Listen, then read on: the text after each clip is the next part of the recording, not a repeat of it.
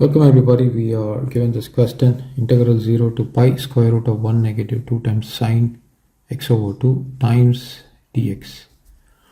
Now this has a square here. When we apply the radical sign, so before we start off, let me just consider the given integral. So having mentioned you that when we apply the radical sign, the square root operation onto this quantity, the square and the square root gets neutralized. But we will have to ensure at all times that we are producing a positive quantity for the integrand. So that's the reason I'm enclosing it with a modulus sign.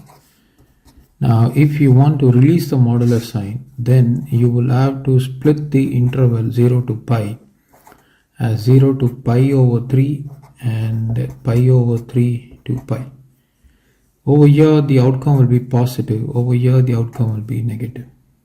So this is rewritten as integral 0 to pi over 3. I will get 1 negative 2 times sine x over 2 times dx. The absolute sign is released, and over here it's going to be pi over 3 to pi with the negative sign as I just mentioned to you, followed by 1 negative 2 times sine of x over 2 times dx. Okay, so go through this and see if you could figure the outcome. I hope you all have got the answer. So if we were to integrate this, this is going to be integral dx followed by, of course, 0 to pi over 3 integral 0 to pi over 3 2 times sine x over 2 times dx, negative integral pi over 3 to pi dx, negative negative positive 2 times pi over 3 to pi sine of x over 2 times dx.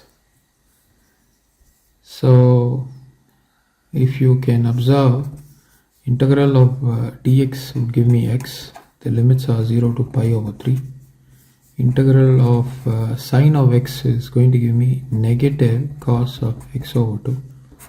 The coefficient of x is 1 over 2, so that is placed in the denominator, 0 to pi over 3. And integral of dx would give me x, the limits of pi over 3 to pi, plus 2 times integrating sine x over 2 would give me negative cos x over 2. Coefficient of x is 1 over 2, divided limits of pi over 3 to pi.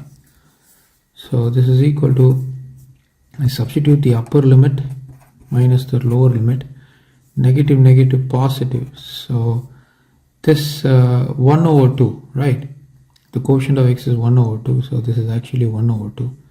So I can flip it, so it's going to be 2 times 2 times cos, as I told you, negative negative will become positive, so you need to substitute the upper limit. So cos of pi over 3, there's a 2 there, this will become pi over 6, negative cos of 0, followed by negative pi over 3, and then positive times negative will become negative, 2 times up. And if I were to push this up, right, that will become 4 there, so there is a 2 there, 2 into 2 4, and I substitute the upper limit, cos of pi over 2, negative, the lower limit is cos pi over 3, right, so it becomes 6, so this is what I will have. So rewriting this is pi over 3, positive 2 times 2 is 4. Now this is cos 30. Cos 30 is root 3 over 2. Negative. Now this is cos of 0, right? Cos of 0 is going to be 1.